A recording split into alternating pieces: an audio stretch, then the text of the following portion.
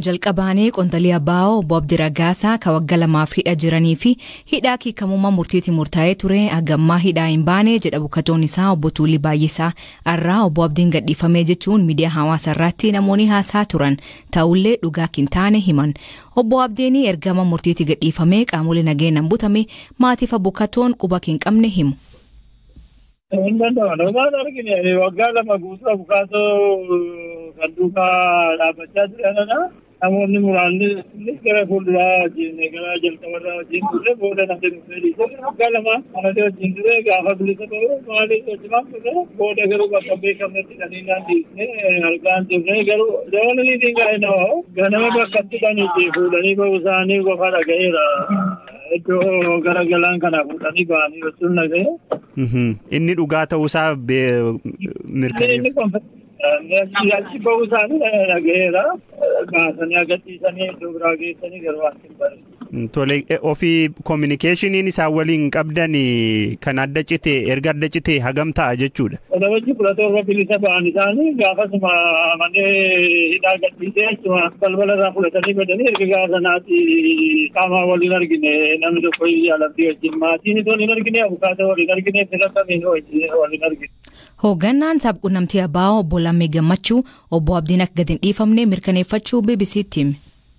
Waan nu quba qabnu amma dhuguma miidiyaa hawaasaa irraa dhaga'aadha turre. Haa ta'uuti garuu jaalabdiin amma isinii qabne jaalabdiin kana dura mooraa leenjii waraanaa kan galaan jirutti hidhamanii akka turan namni quba ni qaba ji'ootaaf. Amma garuu jaalabdiin hin hiikaman osoo hin taane akka hamma qulqulleeffannetti Komishinii Poolisii Oromiyaa fidamanii achi oolanii san booda gara waajjira poolisii galaanitti deebisuu isaanii qulqulleeffannee jechuudha. Malee jaalabdiin hin hiikamne. Gurtaan TPLF Dr. Dabratsiyoon Gabra Mikaa'el xalayaa dhaabbata mootummaa gamtoomanii yooniif barreessaniin humnoonni isaanii naannoo Amaaraa fi Affaar jiran gadhiisanii akka ba'an ajaju ibsa. TPLF murtee kan fudhatteef waldhabdee mootummaa waliin jiru karaa nagaan furuu fi karaa banuuf jedhan. Dabratsiyoon xalayaa yooniif barreesse kanaanii TPLF yaada tattamaa waraan dhaabuu kan mariin itti aanee geggeeffamuu dhiyeessee jedhan.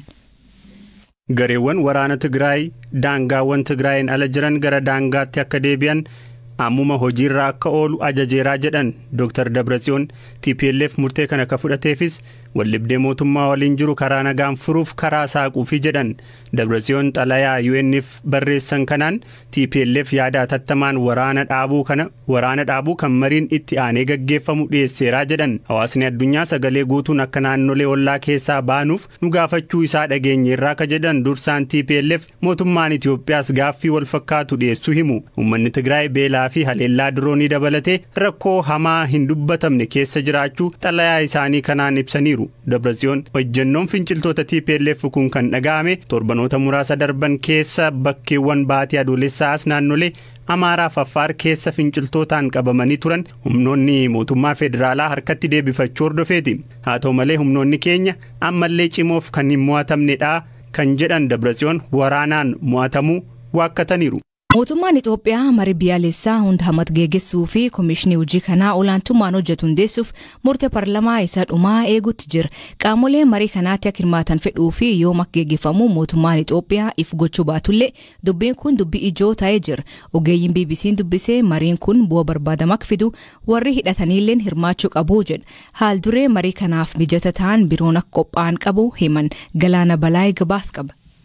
Paarlaamaan Itoophiyaa yaa'ii kamisa darbe geggeessee tureen wixinee labsii komishinii marii biyyaalessaa hundeessuuf dhiyaate irratti mari'atee yaada dabalataa irratti kennuuf koree dhaabbii dhimma seeraa haqaaf dimookiraasiitti qajeelcheera. Wixineen komishinii marii biyyaalessaa hundeessuu kan ifa ta'e koreen hojii raawwachiiftuu dhaaba badhaadhinaa barbaachisummaa marii biyyaalessaa hundaan mataa gaggeessuutti amanuun ibsamuu fi sana boodas manni maree ministirootaa wixinee dhiyaate raggaasee gara paarlaamaatti qajeelchuu hordofeeti. Ammaan tana waraana waliinii waggaa tokko oliif turee fi badii guddaa geessisaa jiru keessa yeroo jirtu kanatti dhaabbilee idil addunyaa dabalatee humnootni siyaasaa Itoophiyaa keessa jiranis barbaachisummaa isaa irra deddeebiin kaasaa jiru. Amma mootummaan marii kana gaggeessuuf komishinii hundeessuuf ta'uun isaa faara gaarii ta'uu ogeeyyiin qorannoo dhibdee furuu fi marii biyyaalessaa qindeessuutti beekaman BBC'tti himaniiru.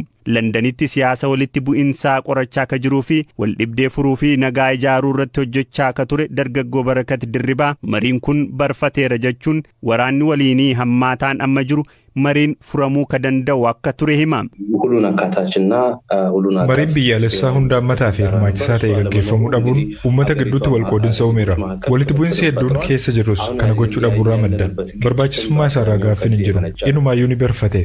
Mootummaan Itoophiyaa marii biyyaalessaa kana yoom gaggeessuuf akka karoorfate hirmaachisummaa marichaa fi dhimmoota kaan irratti BBC'tti akka dubbatu irra deddeebiin aangawoota dhimmi ilaallatutti bilbilus deebii argachuu hin dandeenye. Haa ta'u malee paarlaamaa Itoophiyaatti gaafatamaan mootummaa obbo Tasfaayee Baljigee paarlaamaatti dhiyaachuun waa'ee wixinee koomishinii ijaaruu yoo himan dhibdee hayyuuwwan biyyaa gidduu jiru furuun sirna dimookiraasii ijaaruuf mariin akka godhamu koomishinii kana ijaaruun akka barbaachise himaniiru. Koomishinichi dhiibbaarraa bilisa ta'ee akka dalagu ka taasifamu ta'uu fi waggaa 3 akka turu ta'ee hundaa'ee akka barbaachisummaa isaatti dheerachuu akka danda'u himaniiru. Ofii amma haala biyyattii keessa jiruun marii kana gaggeessuuf haalli mijataan jira jennee ka gaafanneen ogeessi keessumaa waggoota 3 darban marii biyyaalessaa gaggeessuu irratti hojjechaa turanii fi amma nageenyaaf jecha maqaan isaanii akka hin ibsamne gaafatan kana jedhu. Tartaaree mistrust በጣም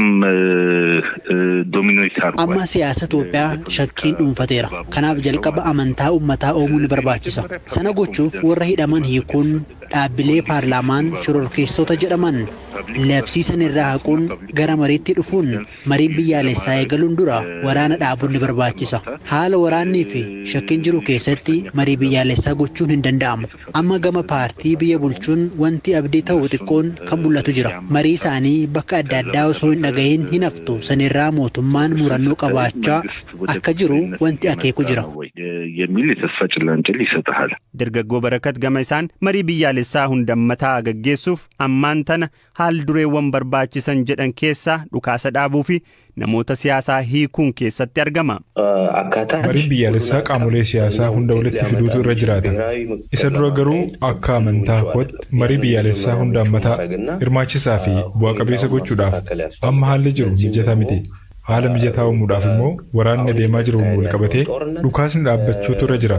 Namoota siyaasaas hidhaarra jiran hiikuun ni barbaachisa. Amma dura mootummaan qaamota marii biyyaalessaa keessatti akka hirmaatan fedhu keessa paarlaamaa biyya gareeleen shororkeessitootaa jedhaman TPLF fi waraanni bilisummaa Oromoo akkasumas qaamoleen hidhannoon socho'an akka hirmaatan kan affeerre ta'uu ibseera. Mariin hooggansa koomishinii marii biyyaalessaa ni hundeeffama jedhamee eegamuun godhamu qaamolee kana ni hirmaachisa moo hin hirmaachisu ka jedhu irratti haga ammaatti gama mootummaan wanti ifatti himameen jiru. Haa ta'u malee ogeeyyiin BBC'n dubbise kunniin mariin kun galma barbaadame fiduuf hidhannoon ka qabsaan dabalatee humnoota siyaasaa hunda hirmaachisuutu irra jiraataa jedhu.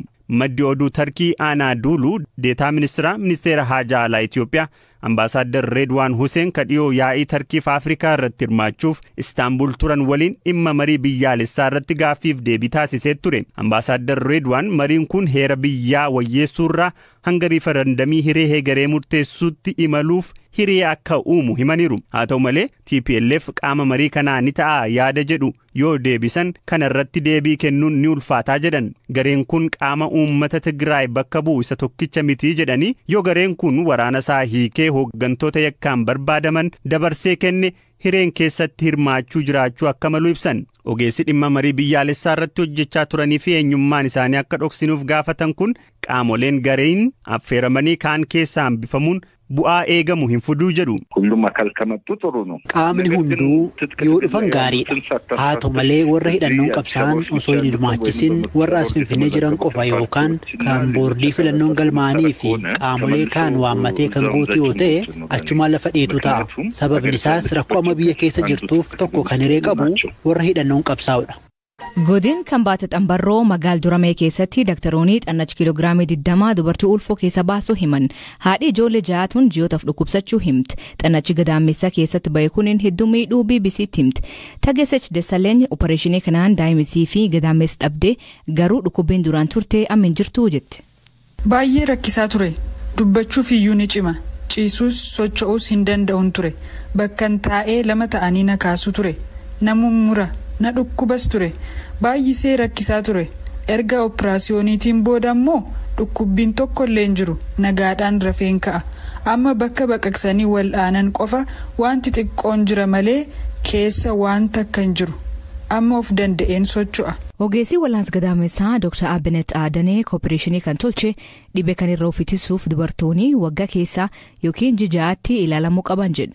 Rakkoo xannachee kun haadha tanaatti fidee akkanaan hima. Yeroo gadameessi banamu xannacha baay'ee guddaatu ture. Isa biratti ammoo ulfi ji'a ja'a jira.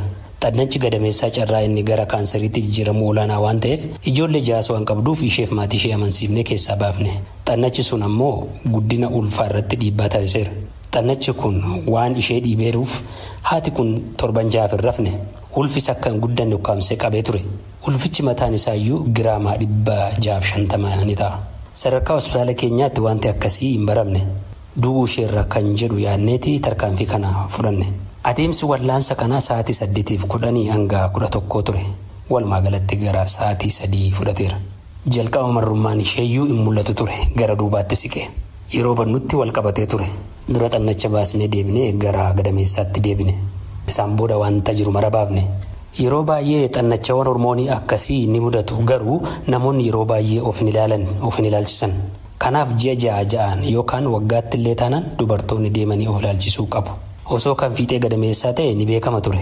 Xannacha kana keessoo gadameessaatti mudatu kun garuu amalli isaa dhokataadha. Yeroo guddatu takkaadhumaan amala dabaluu qaba.